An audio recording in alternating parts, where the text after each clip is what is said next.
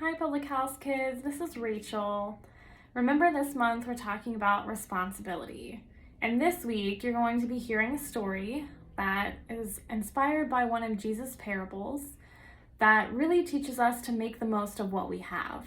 So I encourage you to talk to your families this week about how you can use the gifts and talents that Jesus gave you to make a difference in this world. Have a great week.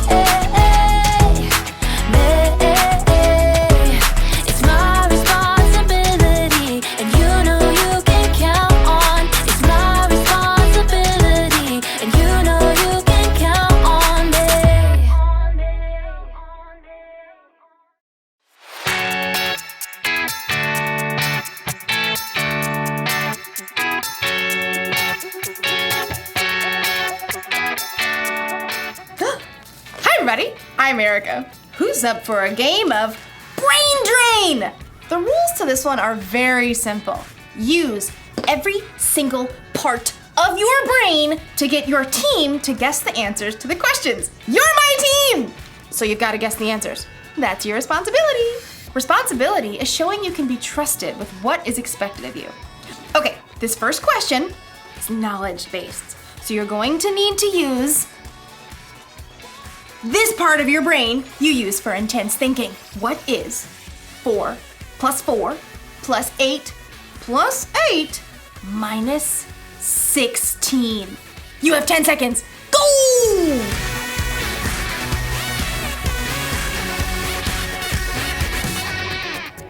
Carry the 1. Okay, time's up! Here's the answer. 4 plus 4 plus 8 plus 8 minus 16 is 8! Did you get the answer? Did you get the answer? Huh? Who got it? I'm gonna say you did. Next question! Okay, so this is an artistic question. You'll need that creative part of your brain right here. Using the enclosed clay and drawing pad, get your team to guess the following phrase. Okay, I can do this. Go!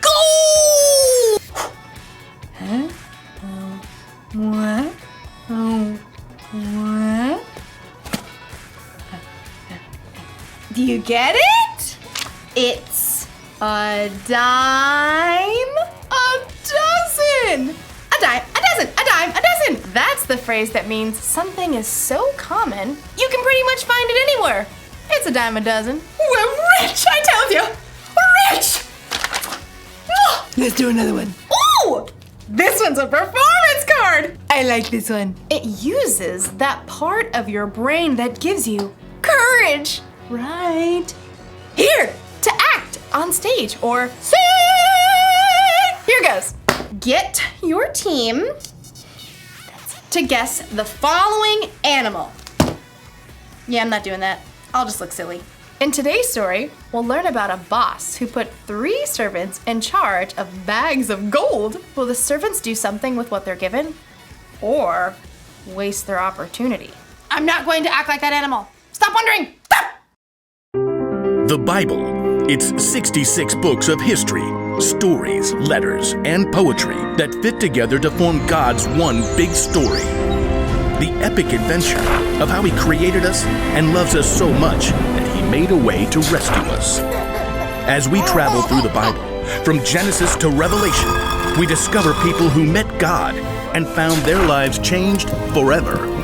Now, for an amazing story, inspired by the book of Matthew, chapter 25, verses 14 through 30. When Jesus wanted to share truth with the people that followed him, he often would tell a parable, a story.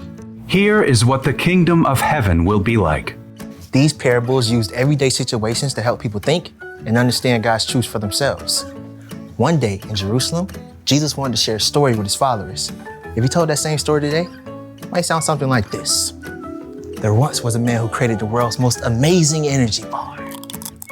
Just one bite and I feel like I could leap tall buildings in a single bound. What is even in these? If I told you, I'd have to leave you stranded on top of Mount Everest. The man did such a good job of selling the energy bars, he soon became wealthy. Then one day, he got on a Zoom call with 3 of his top employees. Zane, Ren, Murray, Yes, sir. Right here. Murray, Says he's here. I don't hear him. start your audio, Murray. Oh, hey, I was finishing the movie. I've called you together for an important purpose. I'm going offline. You're what? Completely screen-free. I'm going to travel the world for a while. Hike Everest, cross the Sahara, dive down to the Mariana Trench, miles beneath the ocean, all fueled by my energy bar, of course. Dude, that is far out. Literally. The rich man had carefully studied his employees and knew what they can handle. While I'm gone, I'm leaving you in charge of my money. Zane, I'm sending you an encrypted key to access my gold account with 5,000 credits. Oh, excellent. Ren, here's an encrypted key to access my silver account with 2,000 credits. I'm on it. Murray, check your inbox for an encrypted key to my bronze account with 1,000 credits. That's it. That's it. I'm going off the grid. Immediately, Zane accessed the money from the gold account and put that money to work. He hired scientists and designers to create a suction shoe that would keep a rock climber from falling.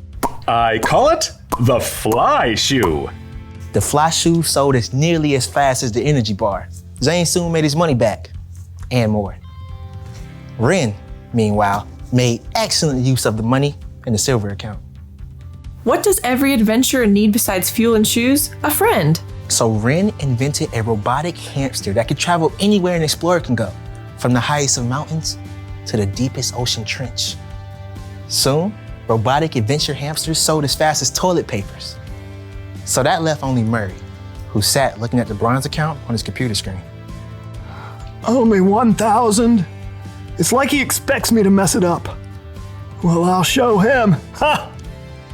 So Murray took the money out in coins and stashed them in a giant bag. Then late one night, dug a hole in his backyard, stashed the bag inside, and covered it right back up. Great. Now all I have to do is go back inside and watch Netflix. After a very long time, the rich man returned from the wilds. Ah, electricity, internet. I have returned to the grid. Please accept my meeting invite. Zane and Ren hopped on the call immediately. Murray took a little longer.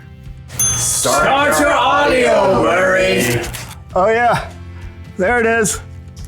I'm excited to see how you've handled my money. Zane? Through sales of the fly shoe, I've added 5,000 more credits to your gold account. Well done, good and faithful employee. You've been faithful with a few things. I will put you in charge of many things. Come and share my happiness. Now, Ren. My adorable traveling robotic hamsters have earned 2,000 more credits for your silver account. Well done, good and faithful employee. You have been faithful with a few things. I will put you in charge of many things. Come and share my happiness. So, Murray. Yeah, hold on. Murray reached down and held up a muddy sack. He spilled the coins across the desk. How much is that? 1,000 credits. That's what I gave you. Yeah. Yeah, well, I knew you're a tough businessman. You make money even where you haven't worked for it. I didn't want you getting mad, so I just buried the money. See? It's all safe. Murray offered a weak smile, but instead of smiling back, the rich man went red in the face. You lazy man. If you knew I can make money even when I haven't worked for it, you should have at least kept my money in the bank where it would have earned a little bit. Sure. The rich man turned to his personal assistant and ordered. Take Murray's credits and give them to Zane, who already has 10,000 credits. Oh, and take Murray off my payroll immediately. The message of Jesus' story was clear. If you are responsible for what you were given, you'll be given more. If you wasted it, you end up with nothing. When Jesus told the story about the boss and the 3 servants, I think it was really a story about you and me. God is like the boss in the story, and we're the ones he entrusted with bags of gold. Okay, so maybe God didn't actually give you a bunch of gold, but you have definitely been given something. Each and every one of us has been uniquely created. We've been given unique talents and abilities. We use different parts of our brain. We are definitely not a dime a dozen. So, it's up to us to actually use what God has trusted us with. We can't just bury it in the ground and let it go to waste. And I think it's even better if we use what he's given us to make a difference in the world, to love God, and to love other people. So here's the rule for life to remember today. Make the most of what you've been given. So if you've got a talent for singing, then sing out loud and strong. If you're good at intense thinking, then think about how you can make the world a better place. And if you happen to have the talent for acting like a wild animal, then let it out of its cage every once in a while, even if it makes you look silly. Did you get it? You're right. It was a zebra. See you next time. I'm kidding. It was an elephant. A really good elephant, too. I wonder what part of the brain that was. This one? This one? This one? This one? Definitely this one.